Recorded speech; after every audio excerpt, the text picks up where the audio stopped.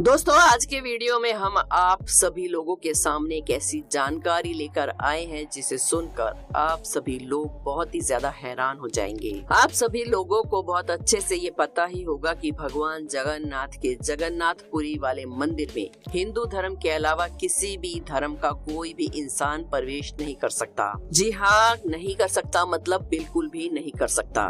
लेकिन क्या आप लोग ये बात जानते हैं कि उन्हीं भगवान जगन्नाथ की जब रथ यात्रा निकलती है तो उस रथ यात्रा को सबसे पहले एक मुस्लिम की मजार के सामने रोका जाता है। जी हाँ दोस्तों, बिल्कुल सही सुना आपने। बहुत सारे लोग शायद ये बात जानते होंगे पर बहुत सारे लोग नहीं जानते होंगे, लेकिन जो लोग जानते भी हैं उन लोगों को भी वो बात नहीं पता होगा जो हम आज की वीडियो में आपको बताने वाले हैं। लेकिन वीडियो शुरू करने से पहले आपसे रिक्वेस्ट है कि अगर अभी तक आपने हमारे चैनल अनोखी दुनिया को सब्सक्राइब नहीं किया है तो जल्दी से कर लीजिए और कमेंट्स में जय जगन्नाथ जरूर लिखें। तो चलिए जानते हैं पूरी डिटेल कि क्यों होता है ऐसा और कब होता है, कैसे होता है। क्यों भगवान जगन्नाथ का रथ सबसे पहले एक मुस्लिम के मजार के सामने रोका जाता है और उसके बाद आगे वो गुंडीचा टेम्पल के लिए बढ़ता है। दरअसल दोस्तों, इस बात की शुरुआत बहुत पहले से हुई जब जहांगीर का जमाना था। जहांगीर का एक सूबेदार था जो जगन्नाथपुरी में रहा करता था। इस सूबेदार को एक ब्राह्मण महिला से प्यार हो गया जो कि विधवा थी।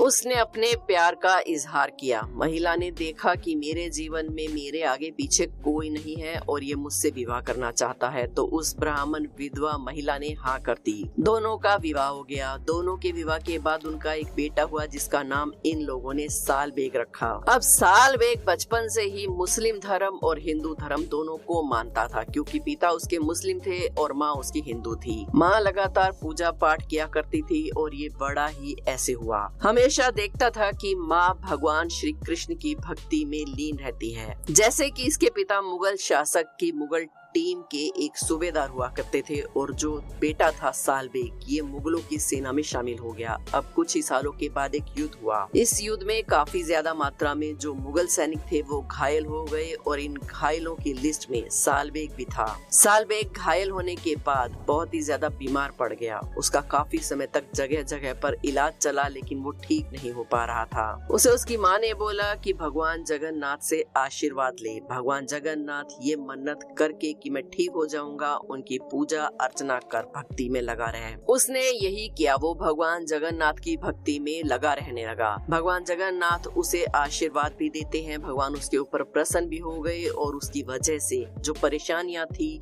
जो कोई भी हॉस्पिटल या कोई भी वैद्य, कोई भी हकीम ठीक नहीं कर पा रहा था, सब ठीक हो गई। भगवान जगन्नाथ की इस अपार शक्ति को देखकर वो काफी खुश हुआ। उस दिन के बाद वो भगवान जगन्नाथ का मन से भक्त बन गया और हर समय भगवान श्री कृष्ण की भक्ति में लीन रहने लगा। अब उसने मुगल सेना को भी छोड़ दिया और अपना पूरा समय भगवान की भक्ति में लगाता। एक दिन उसने सोचा कि मैं तो हमेशा घर पर ही भगवान की भक्ति करता हूँ, क्यों ना मैं मंदिर जाऊँ। ये सोचकर वो मंदिर गया और उसने मंदिर में जैसे ही प्रवेश करने की कोशिश की उसे रोक दिया गया। जैसा कि आप सब जानते ही हैं कि जगन्नाथ मंदिर में हिंदू धर्म के अलावा किसी और धर्म के लोगों को प्रवेश करना मना है। उसने सोचा कोई बात नहीं, मैं जगन्नाथपुरी छोड़कर वृंदावन चला जाऊंगा। वो वृंदावन चला गया और वहां जाकर भगवान श्री कृष्ण की भक्ति करने लगा। काफी साल बीत गए। फिर वो एक समय आया जब उसकी तबीयत खराब रहने लगी। उसकी उम्र भी काफी हो चुकी थी, वो बूढ़ा हो चुका था। अब उसने सोचा कि मेरा आखिरी टाइम चल रहा है, मैं जगन्नाथ ही चला जाता हूँ अपने घर और अब वहीं पर रहूंगा। अपनी बाकी जिंदगी भगवान श्री कृष्ण का नाम लेते हुए वहीं उनको समर्पित कर दूंगा। वो फिर से पुरी में आकर अपने घर में रहने लगा। दोस्तों, जगन्नाथ जी की रथ यात्रा बहुत पहले से निकलती आ रही है। रथ यात्रा अभी से नहीं निकल रही। भगवान जगन्नाथ की रथ यात्रा उस समय भी निकला करती थी।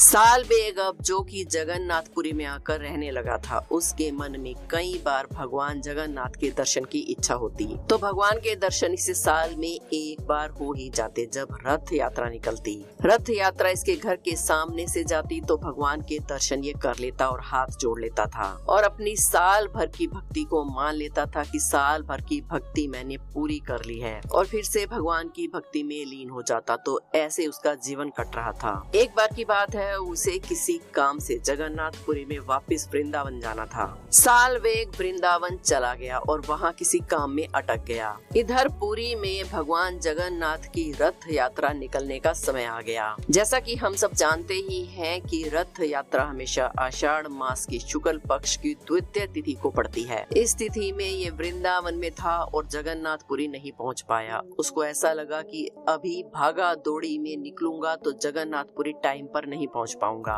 लेकिन वो मन में बहुत ज्यादा दुखी हो गया। उसने बोला कि ये कैसे हो सकता है, मेरा ये साल तो अधूरा ही रह जाएगा अगर मैंने भगवान के दर्शन नहीं किए। उसने वहीं पर हाथ जोड़कर भगवान से प्रार्थना की कि हे प्रभु, मुझे आपके दर्शन करने हैं। मैं यहाँ पर जानबूझकर नहीं रुका हूँ, किसी कारण से अटक गया हूँ। मैं चाहकर भी नहीं निकल पा रहा हूँ। हो सके तो अपनी रथ यात्रा को टाल दीजिए मेरे आने तक। और दोस्तों, आप विश्वास नहीं करेंगे, उसने इतने दिल से प्रार्थना की कि जब मंदिर से रथ यात्रा गुंडीचा मंदिर के लिए निकली तो अचानक से ये साल्वे की कुटिया के सामने रुक गई। लाखों भक्त थे रथ को खींचने वाले। बहुत कोशिश की गई लेकिन रथ बिल्कुल भी अपनी जगह से नहीं हिला। साल्वे भी अब तक वृंदावन से निकल चुका था जगन्नाथपुरी के लिए। वो जैसे जगन्नाथपुरी में अपने घर पहुंचा तो वहाँ का माहौल देखकर एकदम चकाचौंध रह गया, क्योंकि वो रथ यात्रा अटकी पड़ी थी। लाखों लोग रथ को खींचने की कोशिश कर रहे थे, लेकिन वो रथ साल्वे की कुटिया के सामने से आगे नहीं बढ़ रहा था। ये सब देखकर वो भाव विभोर हो गया। उसकी आंखों से लगातार आंसू बह रहे थे।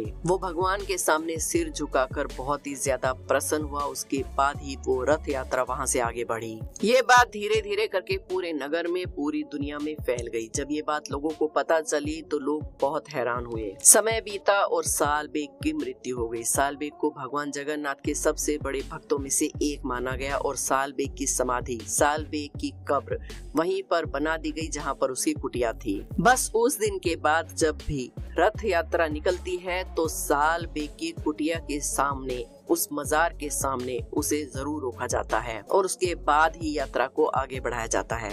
तो दोस्तों, देखा आपने, चाहे कुछ भी हो, भगवान अपने भक्तों से कभी दूर नहीं रह सकते। दोस्तों, आपको बता दें कि ये कोई कहानी नहीं है, ये एक सच्ची घटना है। और इस सच्ची घटना से ये साबित होता है इस दुनिया में लोग चाहे कितनी भी कोशिशें करने, लोग अपने आप को धर्म में बांट लें, लेकिन भगवान अपने भक्तों को कभी नहीं बांट सकते।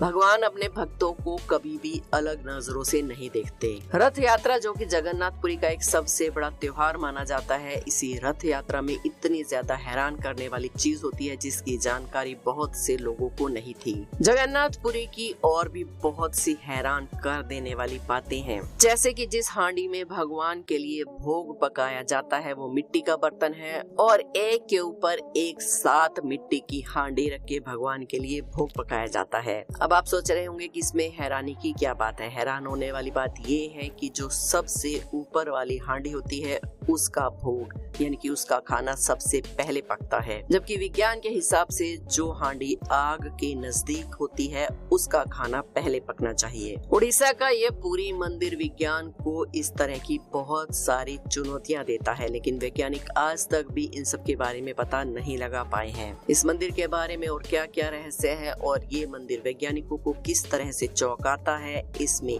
क्या क्या ऐसी बातें हैं जिस पर वैज्ञानिक अभी भी शोध कर रहे हैं लेकिन कोई भी नतीजा नहीं निकला है, इसके बारे में जानने के लिए आप हमारे चैनल पर एक वीडियो देख सकते हैं जो जगन्नाथ जी पर ही हमने बनाई है। तो दोस्तों, जो आज की वीडियो में हमने साल्वेग की घटना आपको बताई, क्या आपको इसके बारे में पहले से पता था या नहीं, हमें कमेंट्स में जरूर बताएं। आपको अगर वीडियो पसंद आई हो तो एक लाइक जरूर करें। हमारे चैनल अनोखी दुनिया को सब्सक्राइब करके बेल आइकन को जरूर प्रेस कर लें और कमेंट्स में जय जगन्नाथ जरूर लिखें।